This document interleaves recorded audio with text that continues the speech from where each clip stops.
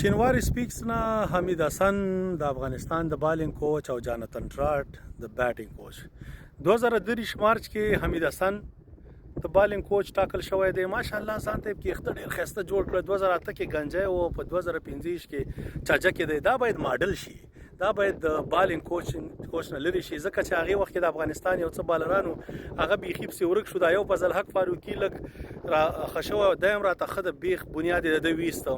نو ته چې یو فضل حق فاروقي نشي کوچ کولای، نو ته تیشته ماشونه خلی رورا کوچینګ د سه غب شپ نه دی. دویم اوس بیا اتل د خپل ځای کې راستا خپل کار دی. ښه اوس راځو جانتن ټراټ.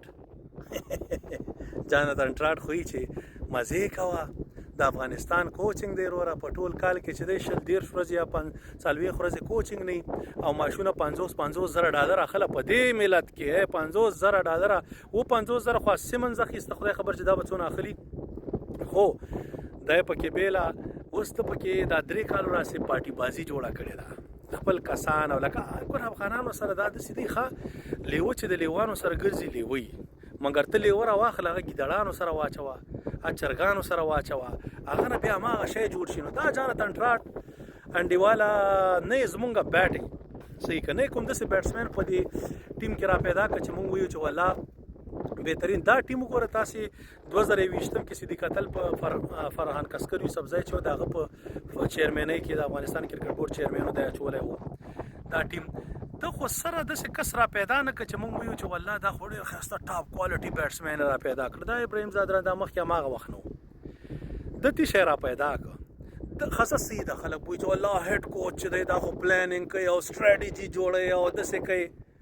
ستا د سټریټجی نه قربان شم افغانستان 150 د فل ممبر نیشن خلاف نه دی چیس کړی، دا دغه خلاف ایشین خلاف یو خلاف هم نه دی چیس کړی. انډیوالا ایشین ملکونه کې څوک دي پاکستان خلاف نشي چیس کولای. سریلانکا اوس سریلانکا تیر ځل دا وکټ چې ودا د اصل کې دغه وا د چیزینګ وا ځکه بال روسته لون شو مګر نه. نو جانتن ټراټ نه سټریټجی سیدا نسی بالینګ دغه کمبینیشن بیټینګ دا معلومات نه کیږي چې رورا کریم جنت پتی شي لوبه کیپټن دا خو کېدای نشي چې انګريز نه کیپټن ولوبه. خو بس مار د څه وی چې د ټیم هم تیرې پوره شوی. اول باید د سی او غمو خرو د نصیب خان ډیر کشور کړی دی. بار ملکونه چې کوم خلک تی هغه ته یې چاله میسجونه ورته کوي چې مونږ خو لګیا دی ټیم کې دا کسانه مچو خیر د زمنګ د طرف د پاره خبرې وکا په داخل کې چې څوک د خلاف خبره کوي هغه ته ډایرکټ کور ته دغه ورلیږي استخبارات د اماراتو مشرانو دا واړه اباز چمچې پوي کوي مړه خدای مرخر کو فرق نه کا. دا وطن د ټول وطن دی چې چا باندې څوک نیوکه کوي هغه ته کور ته مورځي خلک مچېړي و د ظالم بچو واړه فیرونان یسته ټیمریان ټول درې پټه نه یسته وای شوي اسمان ته قتل یسته خدای به هم دغه سید زلزلې مزید استاسي د وجه راځي.